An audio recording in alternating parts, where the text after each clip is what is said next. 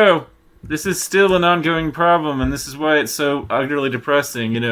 This is back in 2023, long after our supposed shift in policies about bullying.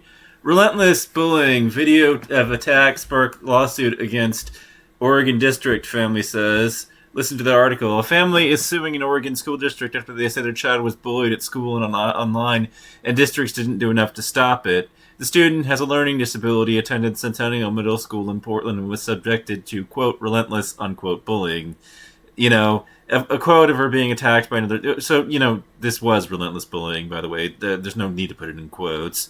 And a video of her being attacked by another student was posted online by her aunt, Emily James, told McLaughlin News. James's niece, who is 13, is now being homeschooled and is sometimes afraid to leave the house, James said. She recently had to go to a hospital for a mental health crisis, her aunt said.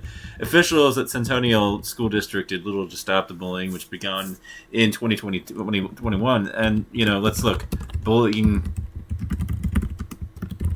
we've had policies that regulate this, which required all schools to have a strict anti-bullying and cyberbullying policy, purporting to parents. The Safe Schools Act was passed in 2029, and Every Student Belong rules mandate that safe environments prohibiting harassment based on protected classes. Why based on protected classes? This is stupid.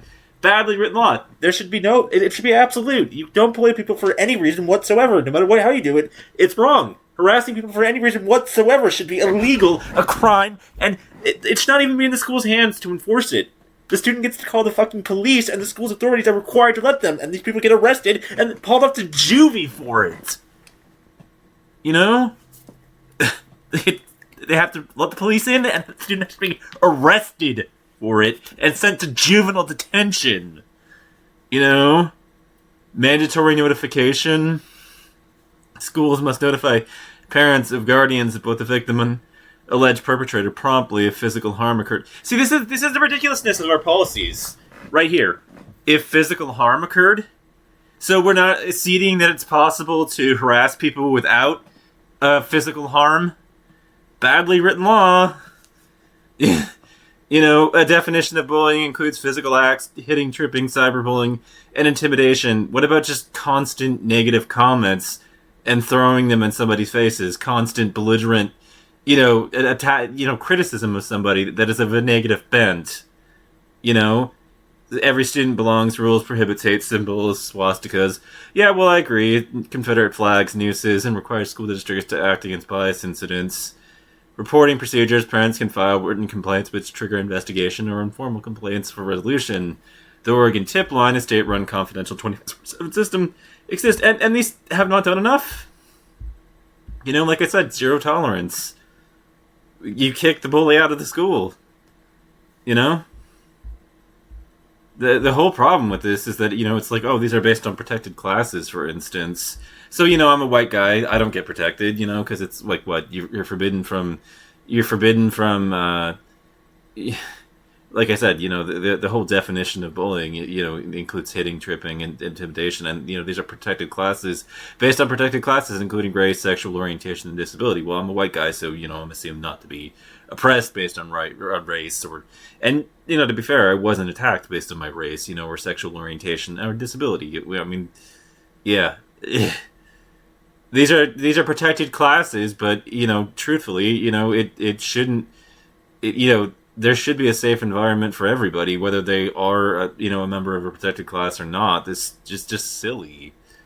At the end of the day, from my vantage point, or if it's based on which class they happen to belong to. I mean, if it's just against the individual and it has nothing to do with their sexual orientation, race, or disability, it should still be, against the rules. But, there's all kinds of loopholes that are written into this that, let them wiggle out of it, and I'm tired of it, I don't want that sort of thing. I want rules that are like ironclad, that they can't, and schools that aren't immune from being sued for tolerating it.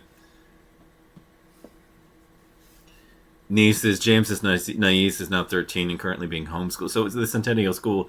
There's a zero tolerance. There's a no tolerance policy, but you're tolerating it, she said of school officials. A spokesperson for Centennial.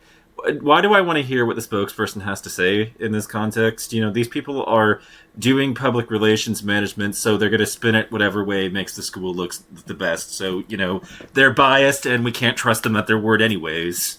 A spokesperson said in a statement that the district was aware of the lawsuit filed on March 23rd in Multnomah, but could not provide further details because it involves a minor. Centennial School District remains focused on the academic and social well-being of all students and is committed to ensuring they have a safe and secure learning environment. And like I said, this is just ridiculousness. James's niece, who wishes to remain anonymous, was first attacked at school on October 1st, 2021, by a male student who slammed her into a wall while she was walking to class, and broke her wrist. The school said, this lawsuit says, school administrators contacted the parents of the student involved and injured the student's mother. Filed a report with the school district and the police department, according to the lawsuit. The injured student's mother filed a report with the police department, the school district and the police department. School officials took no further corrective or preventive action, the lawsuit says. On January 12th, James's niece was attacked by a female student who pulled her to the ground by her hair and, quote, repeatedly. Why is this in quotes? If we've got tapes of this, then, we know that they repeatedly did it, Punched her in the head and face, according to the lawsuit. Another student recorded the attack and posted the video on media. So why are we putting air quotes around repeatedly? They objectively repeatedly did it, and there's no dispute about that, This happened without the quotes. It was, in fact, repeatedly. The video was posted on social media. James's niece went to a hospital where she was diagnosed with post-concussive syndrome, the lawsuit says. Her mother filed a report with the school and the local police department, the lawsuit says, and the school officials did nothing to ensure the safety of James' nieces or facilitate a transfer to a different school, the lawsuit says. The student's mother took evidence of the cyberbullying, including online messages and texts to the principals of the middle school, the lawsuit says. On January 28th, she contacted the principal about a voice message her daughter received from the girl accused of attacking her that said it's going to be 10,000 times worse. It's going to be 10,000 times worse, expletive. Your head will expletive split open and you will expletive die, is what happened. The principal suspended the accused attacker for 4 to 6 days, the lawsuit says. Christ. Administrators created a safety plan on February 2nd, 2022, after the victim's mother obtained an attorney, but the plan was, quote, woefully deficient, the lawsuit says. No shit.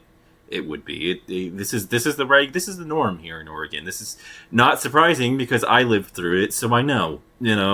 Per a policy posted online for Centennial School District, quote, principals and the superintendent have a responsibility for investigations concerning hazing, harassment, intimidation, cyberbullying, and or menacing.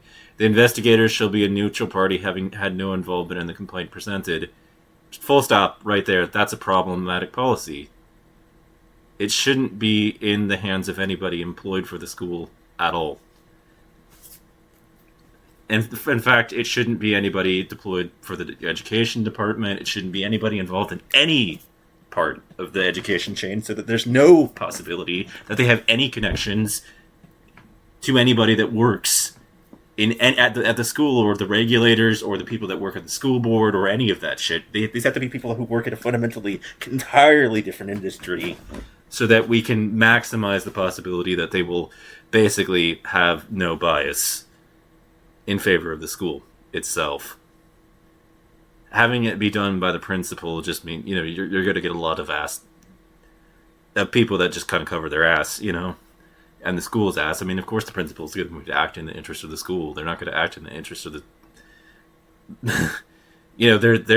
they've got conflicted interest problems where, they can't be trusted to not be biased in ways that cause problems. And, even if they work for the school board, still same issue. We need somebody that's guaranteed to have a fully independent perspective if you're going to do that. Which means they can't work at any level of the education chain. The bullying and cyberbullying continued until James said her niece was forced to change schools. But after a few months at a new school, students there started to see social medias of the attack at the former schools and approached James's niece about it. A little over a month ago, her niece decided to be homeschooled. She's legitimately afraid to get jumped. The fear is still very valid and very real. Things need to change. James says she sees the school district failed to provide a safe place for her niece. Quote, things need to change, she said. District officials did not expel the students accused of attacking James's niece, failed to take the threats against her seriously, and failed to adequately supervise and ensure her safety while on school property, the lawsuit says. The lawsuit accuses the school district of negligence and of negligent infliction of emotional distress.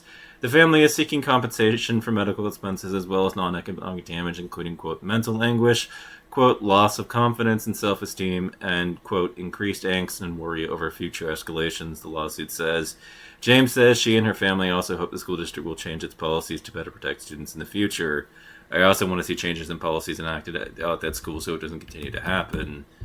Yeah, I mean, obviously, if it's done as things typically are in the United States, the people that are basically going to be doing the investigation are going to be people that are tainted by institutional bias in favor of the very institution that they're supposed to be, they work for, basically.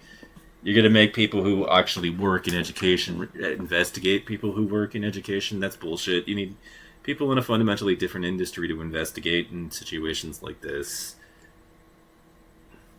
So I don't want somebody from the school board. I don't want a superintendent. I don't want anybody that works, for the state of Oregon at all to be doing the investigation for this. I don't want somebody that's going to be that have favoritism towards preserving the institution, and involved in investigating things like this. I want somebody that is guaranteed to not have any interest in favor of the school, that is fully willing to burn the school if it messed up, and this, and if I ended up on this jury, I would more than likely convict because there's video evidence of all of this anyways, and I'm sure it will come up at trial. They're gonna get paid if I end up on that jury, man. It's pretty much guaranteed.